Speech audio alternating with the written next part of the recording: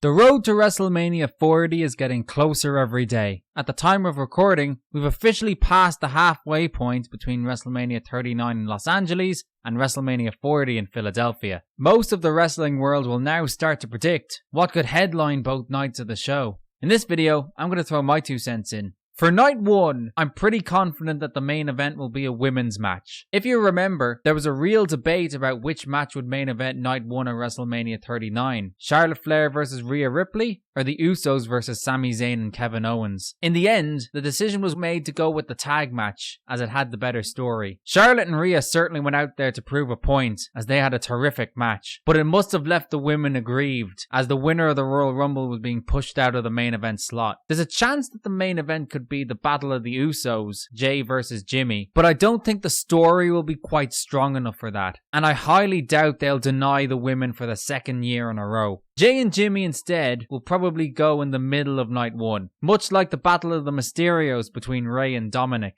To figure out which women's match it's going to be, we have to answer 2 questions. Who's going to walk into the show of shows as the champion, and who's going to win the Royal Rumble? I think it's highly likely that Rhea Ripley will still be the Women's World Champion come April. So there's the first half of the equation potentially in place. She's got a few different options as challengers though, and the first one that springs to mind is Becky Lynch. While Becky's currently doing great work as the NXT Women's Champion, I have to think she'll have dropped the belt by the new year. Rhea vs Becky has been touted as a mega match ever since they first squared off in NXT in 2019. And they've had more than one stare down on Raw this year that have teased a future encounter. But will Becky be the one to win the Royal Rumble? I personally think she's an outside bet, but there's still a chance. She's a big enough star to be a viable option, and popular enough that the crowd will accept her. Also, her memoir is being published only 2 weeks before the show, so she can do the talk shows, plugging both WrestleMania and her book. Rhea vs Becky could be a big match anytime, and so it's a worthy WrestleMania match. But what about other options to win the Rumble? What about Jade Cargill? Cargill has been given the superstar treatment ever since she signed with WWE. But as of the time of recording, it's unclear on what brand she's going to end up.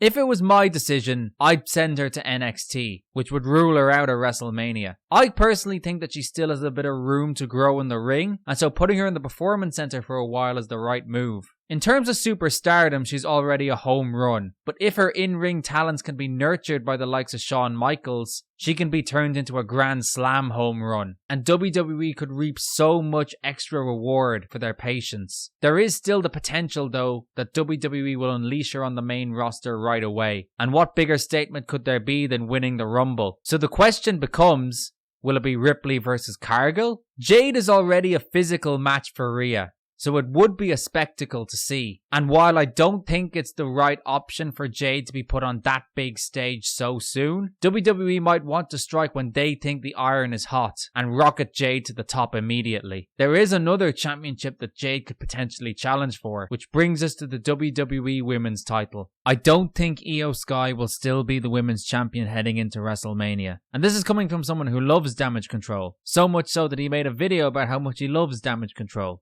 No, realistically, I think the champion will either be Charlotte Flair or Bianca Belair. Of the two, I think Belair Cargill is the least likely. While it is a blockbuster matchup, I still think that Bianca will end up with a different opponent. Flair Cargill, on the other hand, is very interesting, as it pits the hot new signing against arguably the most protected woman in WWE history. They've even already teased the match with a backstage face-to-face on SmackDown. And even if my predictions do come true and Cargill goes to NXT, it could always end up being Flair versus Belair for the title. After all, Bianca's already beaten 3 of the 4 horsewomen in high-profile matches, which makes the story of her going after the last horsewoman on her list an easy one to tell. If you had to get a prediction from me right now, I would go with Ripley versus Lynch, but I'm not confident in that guess at all. What I am confident in is that Roman Reigns will headline night 2. And look, I know that isn't exactly the hottest of takes, but to say otherwise at this stage would be flat out wrong. Barring some sort of unforeseen event, Roman Reigns will be headlining WrestleMania for the 8th time, tying Hulk Hogan's record for the most in history. The only real question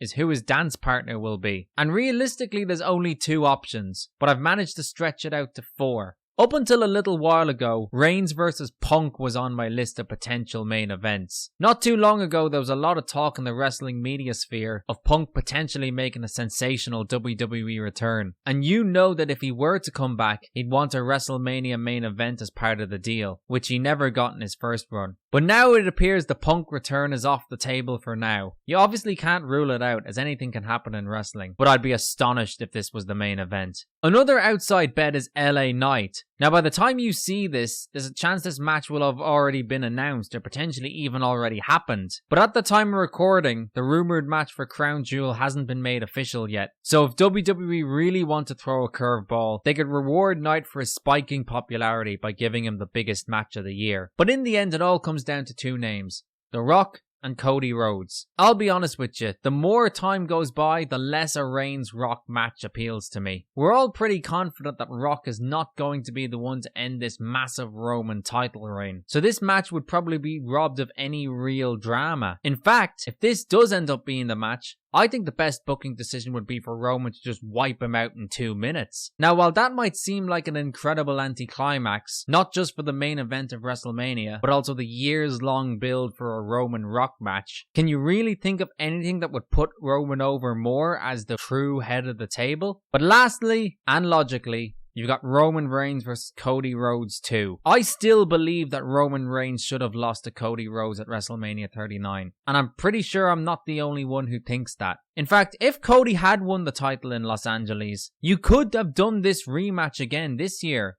with Cody as the champion and Roman as the challenger. The most highly acclaimed WrestleMania of all time is WrestleMania 17. And the story of that Rock Austin main event was that it was the culmination of Austin's journey back to the top of the mountain after he'd come back from neck surgery the previous year. That story has been overshadowed in the annals of history by what happened after the match, but it's a really good story, and it could have been recycled for this main event. The idea of the tribal chief having to spend a year sweating and toiling and climbing his way back to getting a chance to avenge his most bitter defeat would be an incredibly compelling story. Would the story have continued for Cody Rhodes, or would Roman have been able to fully rebuild his empire? It could have made for an incredibly dramatic match, but this is what we have instead. The match would still be great, but it would be a predictable affair, which granted we did say last year as well. But if Cody loses again, that might do irreparable damage to his character. So there you go. In my opinion, the main events of WrestleMania 40 will be Rhea Ripley versus Becky Lynch and Roman Reigns versus Cody Rhodes. But what do you think the main events will be? Let me know in the comments below, hit the like button, and consider subscribing to the channel. And make sure you check out some of my other videos. They're on the screen right now.